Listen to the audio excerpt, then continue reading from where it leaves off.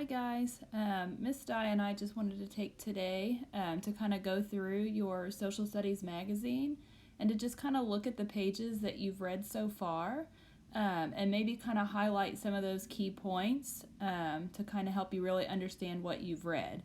So if you want to go ahead and maybe pause and take out your magazine and maybe grab something to highlight with, or a pen or a pencil or something that you can underline with, we'll go through the 4 pages that you've read so far, and we'll highlight some of those key points.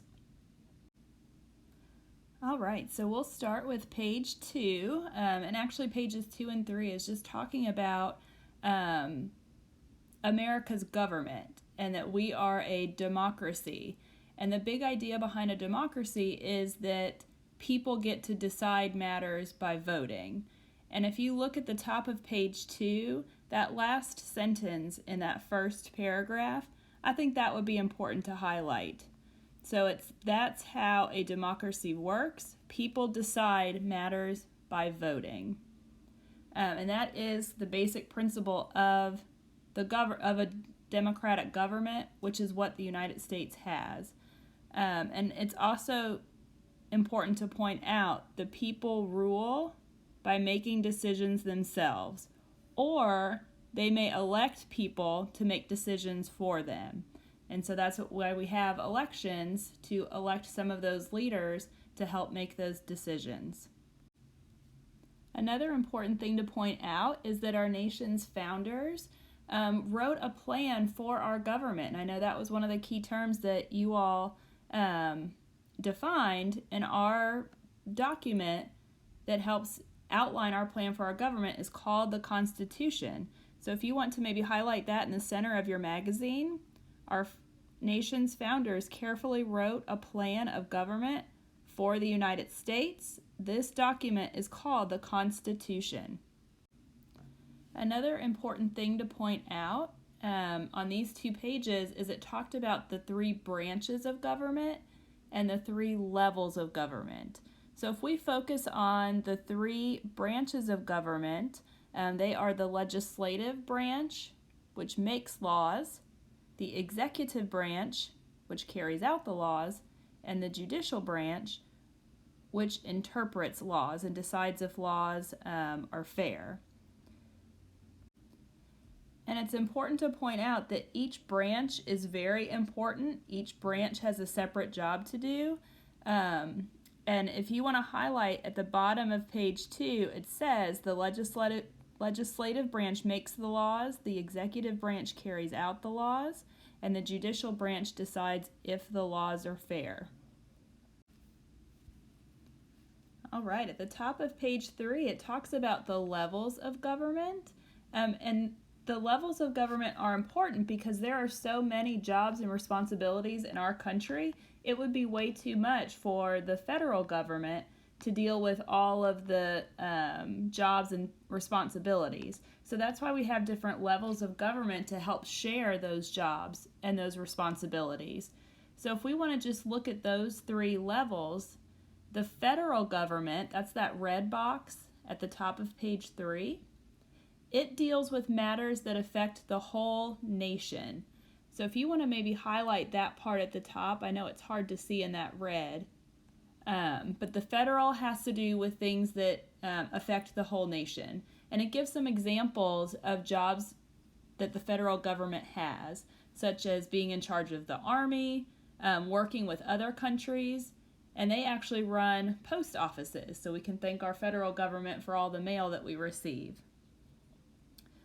State government is in charge of things that pertain to that particular state. So for example, it gave some jobs of a state government.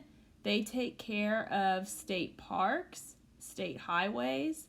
They also provide driver's licenses and public education for its citizens. So that is up to each state government to kind of make those decisions as to what is best for the people that live in that state. And then the 3rd level of government is the local government. And the local governments deal with matters that affect the local community. So think about like our city or a town. that would be a local government. And just a couple examples of jobs for a local government would be deciding on speed limits to help keep people in the community safe, and things like trash collection, so trying to keep the community clean. All right, and then the bottom part of page 3 is talking about a system of checks and balances.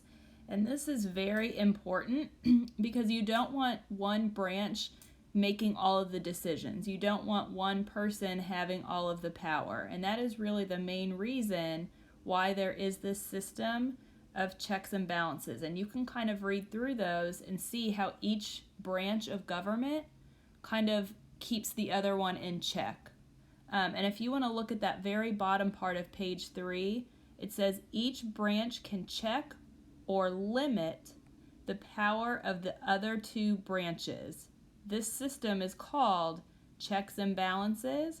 It keeps any one branch from becoming too powerful.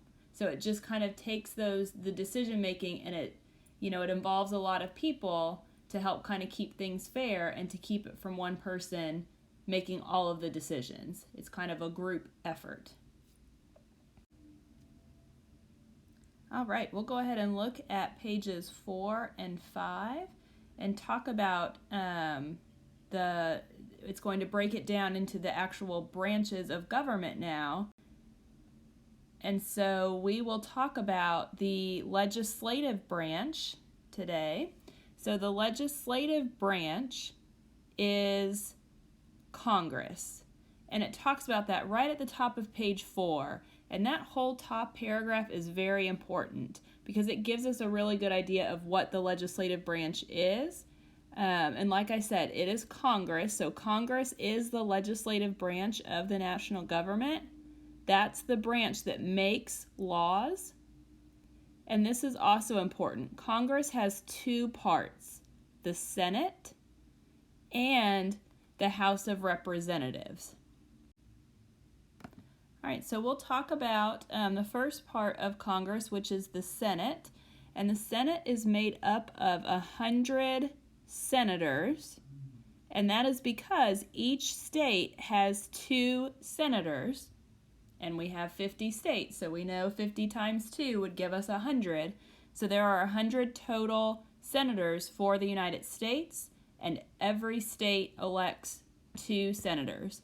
They're elected to 6-year terms, and there's no limit to how many times they can be reelected. So you could have a senator, longer than that 6-year term if they get reelected. If you look over on the right-hand side on page 5, it talks about the House of Representatives. So the House of Representatives, or simply the House. Sometimes you might just hear it called the House, and that's what, if they say House members, that's what they're referring to, is the House of Representatives. So the House of Representatives, or simply the House, has 435 members. Now this is different than the Senate, because the more people a state has, the more representatives it has in the House. So states that have a higher population are going to have more representatives. States that have a lower population will have less representatives.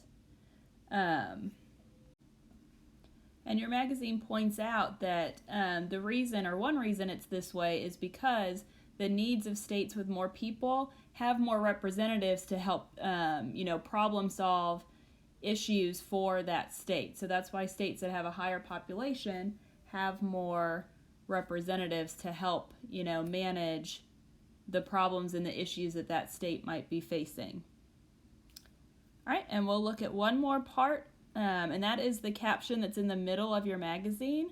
It's showing in the background of your picture, it's showing the Capitol building, which is in Washington, D.C., and the Capitol building is where the Senate and the House of Representatives is located. So all of these senators and all of these representatives, they all have offices within this building called the Capitol. So we'll go ahead and highlight that first part where it says the Capitol building in Washington, D.C. is where Congress meets. And then we're going to keep going because this next part is important too. The main work of Congress is to make laws for the nation.